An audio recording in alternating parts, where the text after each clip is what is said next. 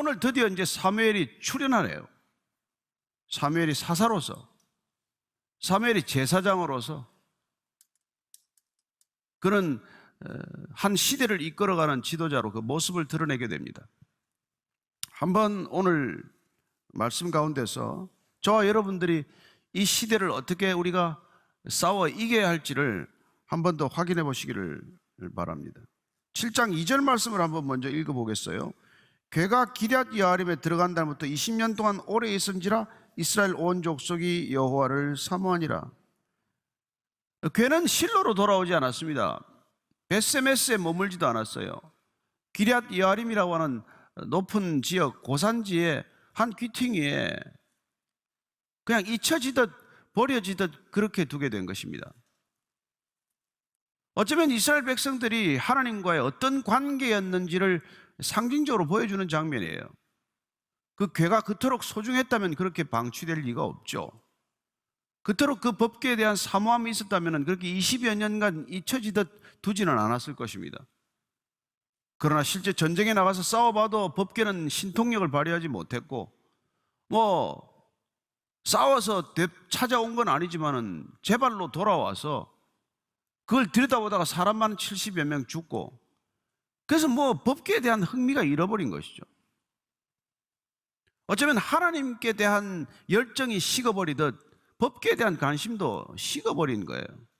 그래서 지금 사무엘이 이 때를 어쩌면 기다렸을 것입니다. 그리고 하나님께서는 이 시간 동안 사무엘을 한 시대의 제사장으로 또 사사로 세워가는 그런 시간이었기도 했겠죠. 그래서 오늘 사무엘이 이제 여호와를 사모하는 이스라엘 백성들에게 어떻게 하면 그러면 당신들이 하나님을 다시 기억하고 하나님을 다시 섬기겠다고 하는 그 신앙의 첫자리로 돌아갈 수 있는지에 대한 나름대로의 처방을 밝히는 것이죠. 3절 4절입니다. 시작. 사무엘이 이스라엘 온 족속에게 말하여 이르되 만일 너희가 전심으로 여호와께 돌아오려거든 이방 신들과 아스타롯을 너희 중에서 제거하고 너희 마음을 여호와께로 향하여 그만을 섬기라. 그리하면 너희를 블레셋 사람의 손에서 건져내시리라.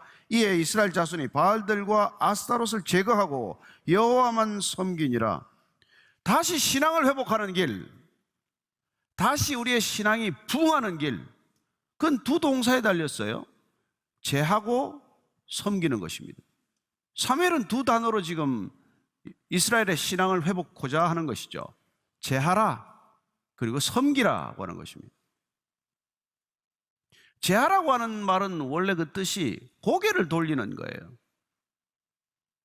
여기를 보고 있다가 고개를 이렇게 돌리는 것, 그게 제하는 거예요. 원래 출발점입니다. 고개를 돌려야 우리의 시선이 거기서 벗어나야 우리는 새로운 것에 관심을 갖게 되는 것이죠. 이스라엘 백성들의 지금 문제는 뭐냐면 그 신앙의 문제는 고개가 이쪽을 보고 있다는 거예요. 왜 이 고개가 이리 돌아갔습니까? 거기가 잘 사는 길이라고 생각을 했으니까.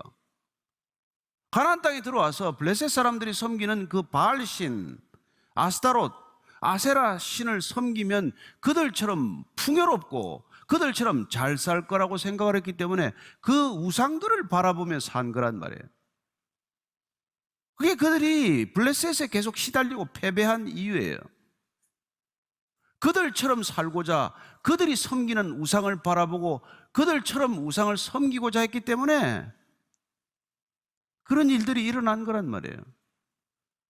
그래서 어떻게 신앙을 회복해야 되느냐? 그걸 제거하라, 제하라. 거기서 고개를 먼저 돌려라. 고개가 돌아옵니까? 안 돌아오죠. 왜 안 돌아와요? 거기가 잘 사는 길이니까. 바알 신은 농경을 주관하는 신이에요. 가나안 땅에 들어가서 농사를 짓기 시작하니까 농경의 신을 섬겨야 될 것 같아요. 아세라 신은 풍요와 전쟁의 신이에요. 그 신을 섬겨야 전쟁에 이길 것 같아. 그들이 가지고 있는 철병기도 가지고 있을 수 있을 것 같고. 그 문제는 근데 바알과 아세라라고 하는 이 남신 여신이 신전에서 성적인 교합을 해야 비가 오고 그래야 풍요가 보장된다고 하는데 가만 보니까 그들이 전부 예배 드리러 간다, 제사 드리러 간다고 신전에 가서는 성전에 있는 그 이 성창들과 이런 음란한 짓을 하는 걸 보았단 말이에요. 근데 그게 한번 고개가 돌아오고 시선이 돌아가니까 거기서 눈을 뗄 수가 없어요. 가서 마음대로 음란해도 마음대로 괜찮고, 그리고 그렇게 음란한 행위를 해도 더 잘 살게 된다면 누가 거기서 벗어날 수 있겠어요? 여러분, 이게 지금 바알 신상과 아스타롯 신상을 숭배하게 된 이유란 말이에요. 오늘로 치면 뭐예요? 거기 돈도 있고 거기 마음대로 음란해도 괜찮은데 다른 데 어디 가겠어요? 그래서 우리는 이게 바알과 아세라 신을 섬기는 이 가나안 족속들, 블레셋 사람들의 신앙을 마치 과거에 그런 우상 숭배처럼 여기지만 오늘날 우리는 동일하게 이런 모습들을 지니고 살아간다는 것입니다. 그러면 왜 거기에 빠져들게 되냐는 말이에요. 이스라엘 백성들이 왜 그 신전, 그 신상, 그 우상에 빠졌느냐는 말이에요. 한마디로 상대적 박탈감이에요. 내가 가진 게 줄어들지는 않았어요. 그러나 누군가 저 이방 족속들이 우리보다 더 잘 산다, 더 많이 가지고 있다, 더 많이 소유하고 있다는 것에 눈을 돌리게 되면 그냥 앉은 그 자리에서 가만히 앉아서 상대적 박탈감에 시달린단 말이에요. 따라서 이 상대적 박탈감을 회복하기 위해서 어디로 가냐면 그 신전으로 뛰어 들어가는 거예요. 오지 말라고 해도 달려갈 판인데요. 그러나 우상이라고 하는 시스템 전체는 상대적 박탈감을 가지고 먹고 사는 시장과도 같은 곳이란 말이에요. 따라서 거기 한번 빠져들면은 절대로 행복한 길로 그렇게 갈 수가 없는 곳이에요. 물론 극소수가 돈도 많이 벌고 한껏 음란해도 잘 사는 것처럼 보이는 극소수가 있겠지만 그들의 자랑을 듣고 그들에게 더욱더 상대적 박탈감을 느끼는 사람들로 갈수록 차고 넘치는 신전이 되고 말고 오늘날 자본주의가 그런 모습으로 치닫고 있게 된단 말이에요. 그래서 얼마나 끔찍한 일이 일어나는지 모르는 곳이 바로 이 바알과 아세라 신상이 있는 곳인데, 거기를 하나님을 믿는다는 백성들이 거기를 뛰어넘은 거란 말이에요. 그래서 어떻게 신앙을 회복한다고요? 고개를 돌리라는 거예요. 거기를 보지 말라는 거예요. 거기를 보면 여러분들이나 저나 상대적 박탈감에서 못 벗어난단 말이에요. 그리고 그 시장은 그걸 가지고 먹고 사는 시장이고 그걸 가지고 규모를 불리는 시장이에요. 따라서 여기서 우리가 고개를 돌리지 않으면 세상을 휘감고 있고 세상을 온통 제 멋대로 흔들고 있는 여기서 우리가 고개를 돌리지 않으면 하나님을 섬길 수가 없어요.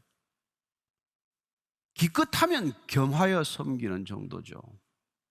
세상은 하나님 없이 거기에 빠져드는 곳이고 우리가 말하는 종교적 거대한 바다는 겸하여 섬기기 위해 수 있는 나름대로의 지혜를 제공하는 곳이라고 믿고 종교는 끝까지 성업할 거예요. 그 우상을 추구하는데 나름대로 비결을 가르쳐 주는 것이니까. 제하라, 섬기라, 이 두 단어를 기억하는 게 전부예요. 그러면 회복될 거라는 거예요.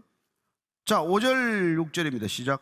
사무엘이 이르되 온 이스라엘은 미스바로 모이라. 내가 너희를 위하여 여호와께 기도하리라 하며 그들이 미스바에 물어 물을 길어 여호와 앞에 붓고 그날 종일 금식하고 거기에서 이르되 우리가 여호와께 범죄하였나이다 하니라. 사무엘이 미스바에서 이스라엘 자손을 다스리니라. 자, 이스라엘 자손들이 이 제하라, 섬기라고 하는 명령에 순종하게 되었어요. 해볼 만큼 해봤으니까. 법궤도 뺏겨봤고 한 20년 냉담하게 살아도 봤고 그래도 길이 없어요. 다시 여호와께 돌아가겠다고 결정한 거예요. 그랬더니 사무엘이 내가 너희들을 위하여 여호와께 기도한다. 기도할 텐데 미스바로 다 모여라. 예루살렘에서 13급 북쪽에 떨어진 곳이에요. 베델과 예루살렘 중간에 있는 미스바. 이름은 원래 뜻은 망대, 망루 이런 뜻인데 여기 모여라. 다 모였어요. 온 백성들이 전부 다 모여가지고. 그래서 모처럼 한 마음이 돼가지고 금식하며 기도를 하게 되었어요. 그런데 먼저 그렇게 그 마음을 표현하기 위해서 물을 기르다가 여호와 앞에 붓습니다. 여러분, 거기는 물이 제일 귀한 곳 아니에요? 생명과도 맞바꿀 만큼 귀한 게 그 물인데 그 물을 아낌없이 여호와께 지금 부어드리는 거예요. 보통 두 가지 뜻을 지니고 있는 것으로 봐요. 우리가 철저한 회개를 표현하기 위해서 내가 그토록 소중하게 갈망하던 것들을 그냥 아낌없이 주님 앞에 놓는다는 이 표현 자체가 하나님을 전심으로 간구하는 그런 뜻이란 말이에요. 근데 그렇게 하고는 지금 이 친구들이 이제 뭐 금식하고 종일 금식하니까 얼마나 이제 힘들겠어요. 그런데 회개가 터졌는데 그 회개가 터진 게 뭐예요? 한마디예요. 우리가 여호와께 범죄하였나이다. 여러분, 회개는 이거 한마디 하는 거예요. 우리가 하나님께 범죄하였습니다. 하나님께 죄를 지었습니다. 하나님, 우리는 죄인입니다. 여러분, 이 고백이 부흥의 첫 단추예요. 신앙 회복의 첫 단추예요. 나는 죄인입니다. 왜 우리가 이 하나님 잘 못 믿습니까? 내가 그토록 죄인이라는 생각이 별로 없거든요. 아니, 남들도 다 죄진데 상대적으로 내가 의로우면 의로웠지 뭐 내가 저들만큼 죄를 짓습니까? 그게 아니란 말이에요. 우리 하나님 앞에 선다는 것은 그런 상대적 기준을 가지고 서는 게 아니란 말이에요. 하나님 앞에 서는 건 나는 하나님 앞에서 절대적으로 나는 죄인입니다. 이걸 고백하고 깨닫는 거란 말이에요. 이게 주님께서 이제 내가 나를 따를 수가 있다고 보는 사인이란 말이에요. 예수님께서는 의인을 부르러 온 것이 아니라 죄인을 부르러 오셨습니다.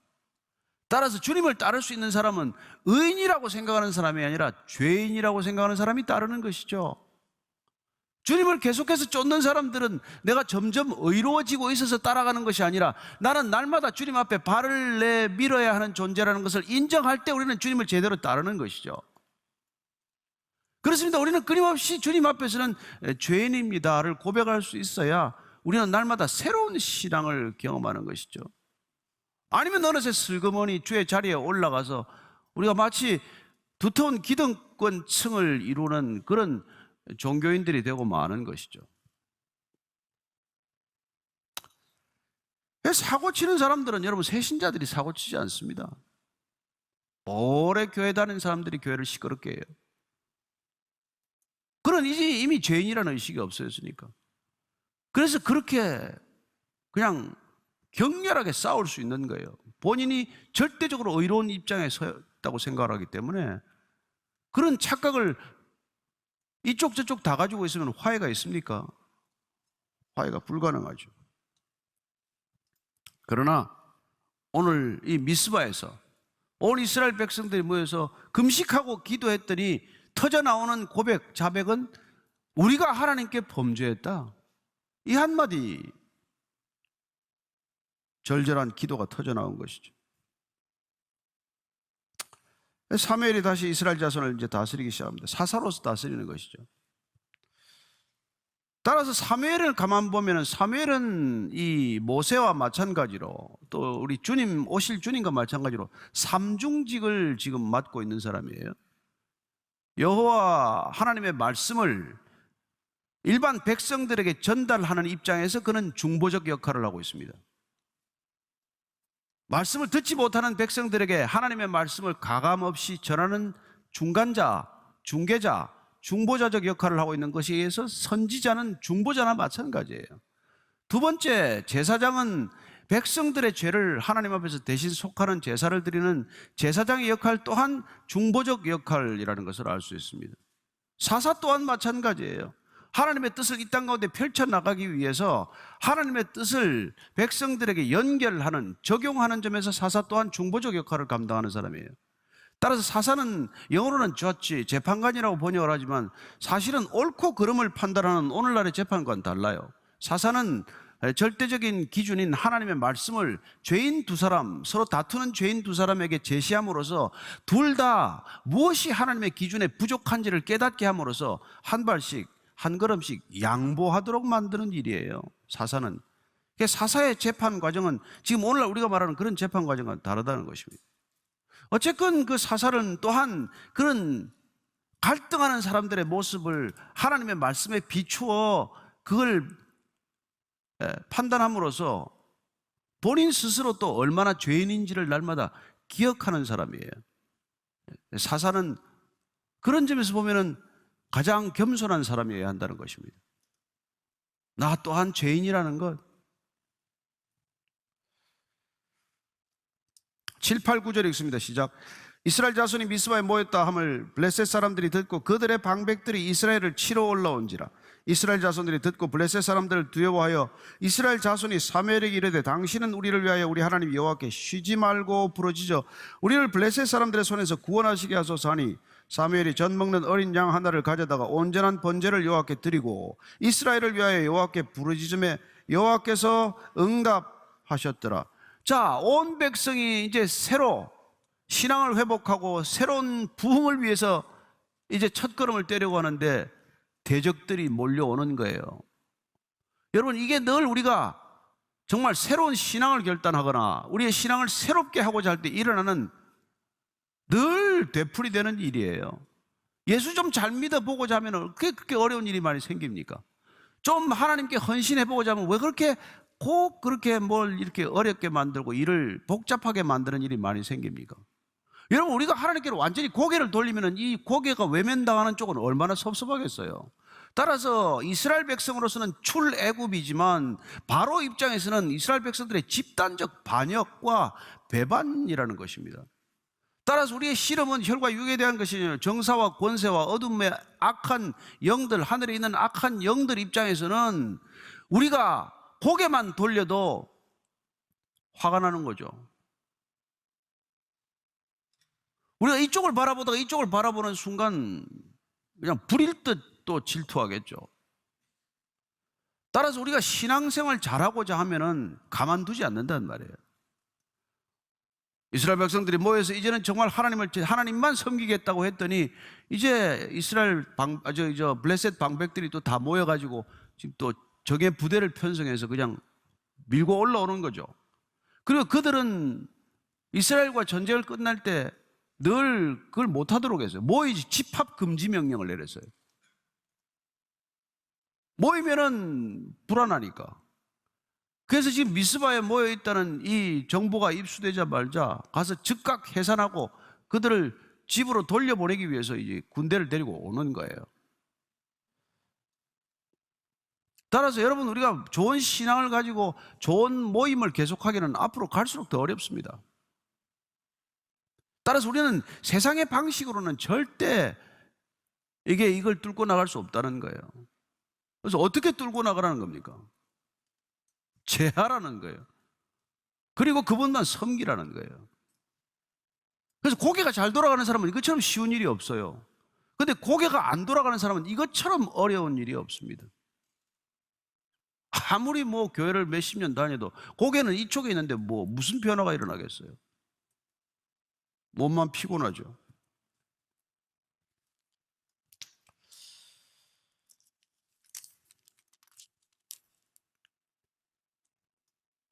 오늘 사무엘이 이제 백성들의 부르짖음에 기도합니다. 백성들은 큰일 났다. 당신 지금 말 듣고 잘 믿고자 했더니 또 블레셋이 쳐들어오는데 당신 쉬지 않고 부르짖어서 하나님이 살아계신 걸 한번 보여달라, 이거 아니겠어요? 근데 어쨌건 그들은 이제 물을 길어붓고 하나님만 섬기기로 결단했어요. 하나님은 그런 결단을 너무 기뻐하시고 하나님이 기뻐하시는 제사는 상한 심령이니까 그렇게 돌이키는 그 태도를 보시고 하나님께서 얼마나 기뻐하셨겠어요. 그래서 지금 이제 사무엘이 이제 쉬지 않고 부르짖어 기도하는 것입니다. 블레셋 사람들의 손에서 구원하게 하소서. 그리고는 어린 양 하나를 가지고 와서 온전한 번제를 드렸다고 되어 있습니다. 온전한 번제. 얼마나 그동안 불완전한 제사를 드렸든지 지금 어린 양 한 마리 놓고 드리는 이 제사, 이 번제를 오늘 이 성경 말씀은 온전한 번제라고 기록하고 있습니다. 그동안 제사가 안 드려졌겠습니까? 끊임없는 제사가 드려졌지만 하나님의 마음에 합한 제사가 단 한 번도 없었던 것이죠. 처음으로 제사다운 제사, 하나님을 기쁘시게 하는 제사를 드린 것이죠. 그때 하나님께서는 응답하셨습니다. 10절 11절입니다. 시작. 사무엘이 번제를 드릴 때 블레셋 사람이 이스라엘과 싸우려고 가까이 오매 그날에 여호와께서 블레셋 사람에게 큰 우레를 발하사 그들을 어지럽게 하시니 그들이 이스라엘 앞에 패한지라. 이스라엘 사람들이 미스바에서 나가서 블레셋 사람들을 추격하여 뱃갈 아래에 이르기까지 쳤더라. 당시에는 이제 우레가 치는 것, 번개와 천둥이 치는 것을 하나님이 친히 싸우는 것으로 이렇게 받아들였습니다. 그래서 어쨌건 땅에서는 사람들이 싸우지만 하늘에서는 신들이 싸우는 것이라고 생각을 했고, 그 이긴 신이 번개와 우레를, 천둥을 갖다가 땅에 내보낸다고 생각을 했기 때문에 그냥 블레셋 군대가 혼비백산한 거죠. 그래서 그들 안에 어지럽혀졌다는 건 그들 안에 그냥 자중질환이 일어난 거예요. 그래서 우리가 구약 성경을 계속 보면은 하나님께서 그 전쟁을 승리로 이끌 때 적들을 자중질환을 일으킨단 말이에요. 그 안에서 혼란이 일어난다는 것이죠. 늘 그렇습니다. 그렇게 안에서 서로 이렇게 막 혼선을 빚게 되는 것이죠. 그래서 그냥 이제 미스바에서 그 집회하던 이스라엘 백성들은 뭐 변변히 무기를 가지고 모인 게 아니잖아요. 근데 그들은 마치 수학하듯 그냥 가서 추격하기 시작해서 건져오는 것처럼 그렇게 전쟁을 끝냈다는 것입니다. 그래서 이제 12절 이렇게 기록하고 있죠. 사무엘이 돌을 취하여 미스바와 센 사이에 세워 이르되 여호와께서 여기까지 우리를 도우셨다고 그 이름을 에벤에셀이라 하니라. 에벤에셀은 뭐 우리가 잘 알던 도움의 돌, 하나님께서 도와주셨다는 것을 기억하기 위해서 그 이제 돌을 하나 이렇게 기념비로 세운 것이죠. 우리의 신앙은 누구나 이런 도움의 돌을 기억하고 있습니다. 따라서 여기까지 우리가 온 사람이라면, 신앙의 걸음을 걸어온 사람이라면 우리는 에벤에셀의 징검돌을 밟고 온 사람들이에요. 따라서 우리는 곳곳에 우리가 간정으로 기록된 그 에벤에셀, 하나님의 도우심의 돌들을 밟고 여기까지 왔다는 것을 우리는 잘 압니다. 각자에게 그런 신앙의 간정들이 왜 없겠어요? 따라서 하나님께서는 그걸 기억하도록 하기 위해서 그 당시에는 돌을 세웠지만 우리는 마음판에 새겨진 에벤에셀들이 있는 줄로 믿습니다. 각자에게 이런, 하나님이 아니었으면 그때 저는 도저히 못 태어나왔습니다. 하나님이 아니고서는 이런 일이 있을 수가 없습니다. 세상은 우연이라고 말하지만 하나님께서 정말 기적을 베풀어 주시지 않았으면 저는 여기 못 있습니다. 하는 이런 간정들이 왜 없겠어요? 그래서 이제 사무엘은 이스라엘 백성들이 기억하도록 그 에벤에셀이라는 돌을 세워놓고, 하나님의 도움의 돌을 세우고 에벤에셀이라고 붙인 것이죠. 이건 앞에 블레셋하고 아벡과 에벤에셀에서 싸웠다는 장소하고 다른 장소지만 어쨌든 그 에벤에셀이라고 하는 이름은 완전히 하나님의 도움의 돌을 통해서 어쩌면 하나님께서 우리를 버리셨나 하는 그런 의심과 그런 상처와 그런 패배의식으로부터 벗어나도록 하는 기념비적인 돌이 된 것이죠. 그래서 저와 여러분들은 그런 에벤에셀이라고 하는 하나님께서 우리를 이렇게 도우셨다라는 그 간증들 가지고 여기까지 온 거예요. 자, 13절 14절입니다. 시작. 이에 블레셋 사람들이 굴복하여 다시는 이스라엘 지역 안에 들어오지 못하였으며 여호와의 손이 사무엘에 사는 날 동안에 블레셋 사람을 막으심에 블레셋 사람들이 이스라엘에게서 빼앗았던 성읍이 에그론부터 가드까지 이스라엘에게 회복되니 이스라엘이 그 사방 지역을 블레셋 사람들의 손에서 도로 찾았고 또 이스라엘과 아모리 사람 사이에 평화가 있었더라. 이게 얼마나 좋은 얘기입니까? 이스라엘 백성들은 돌이킨 것밖에 없어요. 회개한 것밖에 없습니다. 고개를 이글 바알과 아세라 보고 있다가 하나님께로 돌린 것밖에 없어요. 그랬는데 결과는 세 가지가 나타났습니다. 첫째는 블레셋이 두려워하기 시작했다는 거예요. 두 번째는 가드에서 에그론까지 땅이 회복이 되었습니다. 세 번째는 지금 가나안 백성들 중에서 지금 이스라엘 백성과 동거하는 아모리 족속들이 더 이상 대들지 않는 거예요. 저는 여러분들이 하나님께로 돌이키만 했을 뿐인데 이런 일이 일어난다는 것을 믿으시기 바랍니다. 우리가 대적들과 싸워서 대적들이 우리를 두려워하는 게 아니에요. 우리는 하나님을 향하여 부르짖을 뿐인데 그들이 우리를 새롭게 보기 시작하고 두려워하기 시작한다는 것입니다. 여러분, 우리는 세상을 살 때 이걸 기억해야 합니다. 세상과 같이 살아서는 세상에게 아무 감동도 주지 못합니다. 세상 사람들처럼 살아가지고는 아무것도 결론이 나지 않아요. 세상 사람과 다른 행동, 다른 결정, 다른 삶의 목적을 가지고 살아갈 때 세상은 두려워하기 시작한다는 거예요. 그리고 여러분들이 잃었던 것 하나님께서는 회복하시게 합니다. 저는 여러분들이 하나님께 부르짖었는데, 하나님만 바라보았는데, 하나님을 향해서 전심으로 달려갔는데 하나님께서 신기하게 굶여 죽이지 않고 하나님께서 여러분들 먹이고 기르고 입히신다는 것을 믿으시기 바랍니다. 그들처럼 살지는 못할 거예요. 그러나 절대로 부끄럽지 않게 살게 하실 것을 믿으시기 바랍니다. 어떤 게 잘 사는 길입니까? 어떤 게 진정으로 잘 사는 길입니까? 여러분, 하나님 아버지를 아버지라고 부르는 삶이 잘 사는 삶인 줄로 믿으시기 바랍니다. 이게 제대로 사는 길입니다. 아무도 따르지 않아도 이게 바른 길입니다. 예수님 한 분만 아버지라고 불렀어도 그 길이 옳은 길인 줄로 믿으시기 바랍니다. 오늘 우리가 세상을 이기고 이 자리를 떠날 것을 저는 믿습니다. 여러분들이 상대적 박탈감에서 벗어나서 이 자리를 떠나게 되시기를 축원합니다. 더 이상 어디 가더라도 상대적 박탈감에 주눅들지 않게 되기를 축원합니다.